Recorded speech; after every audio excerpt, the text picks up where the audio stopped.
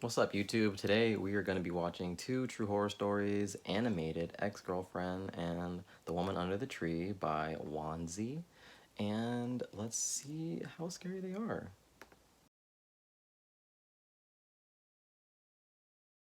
This happened to me about 6 years ago. I'm now 26 and I'm also married with 2 awesome kids. For some context, I'm a guy. This is what happened to me. I tried so many times to leave my ex-girlfriend, who we'll call Sarah.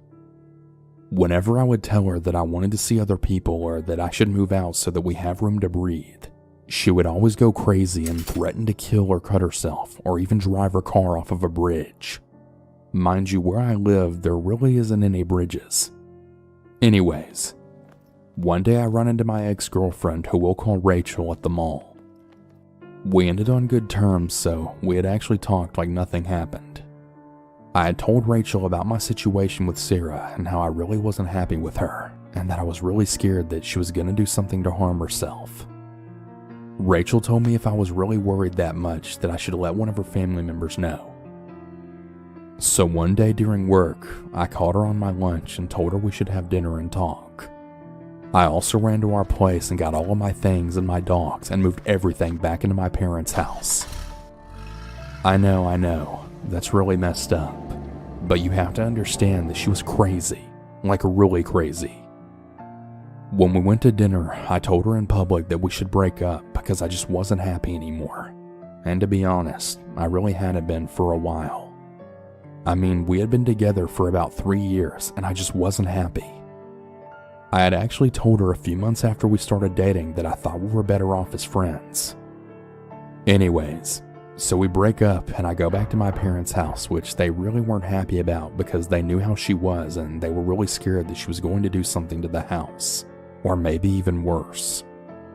They wanted me to go to a family member's house instead, but I mean really, who would actually take 2 big dogs and me on top of this giant load of drama? Later that night, when me and my dad are talking in the living room, all of a sudden we hear the sound of my truck alarm then go off and the sound of glass break. My heart sank. I just knew it was Sarah. I go outside, calmly trying to talk to her like an adult, and she just starts hitting me and spitting in my face, telling me I'm a piece of crap and all these other crazy things. I kid you not, I didn't touch her not one time, and I never raised my voice. I tried to get her to relax and at the same time telling my dad everything was okay. I can handle this, just go back inside.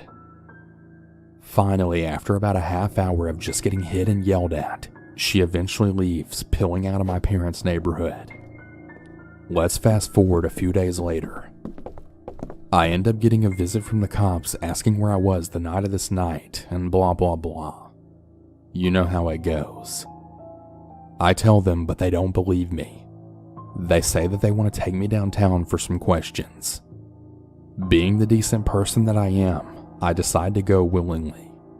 And well, what do you know? It turns out that she had filed a report on me saying that I beat her and also held her at gunpoint to get all of her money from her safe, and that I also wanted the PIN numbers to her card.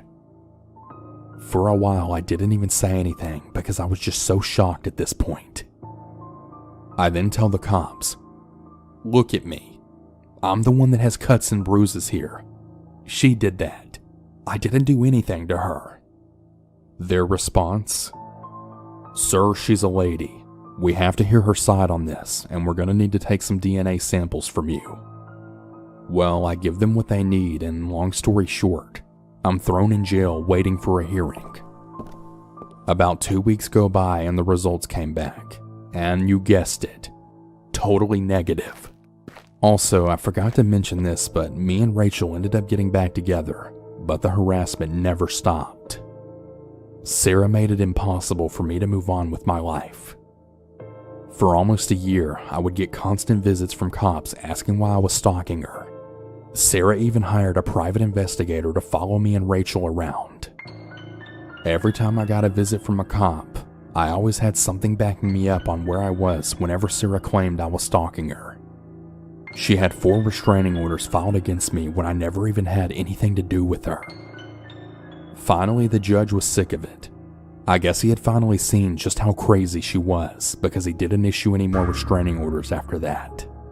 Me and Rachel almost didn't make it through this. Sarah made my life hell, but I'm really glad I ended things with her. So Sarah, wherever you are, I really hope you find the help you need, and I pray and hope no other man ever has to go through this.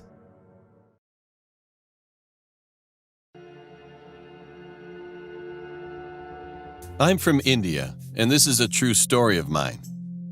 I once lived in a small town on the Ganges riverbanks. In my adolescent age, one of my favorite hobbies was to roam in the whole village with my bicycle all day long. I was neither an imaginative type nor chicken boy. However, this incident completely changed my whole life.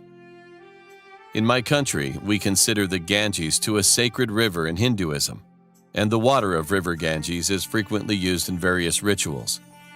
My father was a priest in our village. One night he ordered me to bring some Ganges river water from our temple. As the river was nearby my house, I thought of going to the river to draw and bring water from the river itself instead of heading to the temple. While coming home with a full bucket of water in my hand, I suddenly noticed a woman leaning on a tree. The outside was almost getting dark, and she was wearing a hood on her head, so I couldn't see her face. Yet she seemed to be normal at first. Then she called me and requested to remove her hood. So I took one step forward. I walked toward her closer and closer. And as soon as I reached my hand to her hood, I suddenly noticed both her hands were nailed down to the tree. Being freaked out, I ran back to my house, letting a scream out, and my heart was throbbing frantically at that very moment. When I reached home, I told my dad about the lady I saw, and what he said to me eventually made my heart sink. Long ago, there was a woman in our town who was called a witch because of drinking the blood of young children. She got arrested by village people and ended up nailing on that very tree as a punishment. And from that day after she died, many people were found dead under that tree with marks of 2 sharp canine teeth, as though someone had sucked the blood from their bodies. Even now, I grew up as an adult. I get goosebumps just thinking about the woman I saw that night.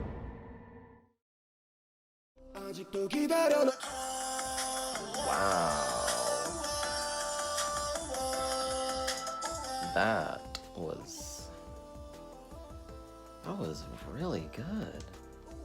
I think your name was Wansee, who created all of this and all your stuff, dude. That was amazing. Thank you so much for that. Keep creating, and hope you guys enjoyed. Stay safe, wear a mask, stay inside, and like, comment, subscribe if you want more, and that's all. Thanks, guys. Bye.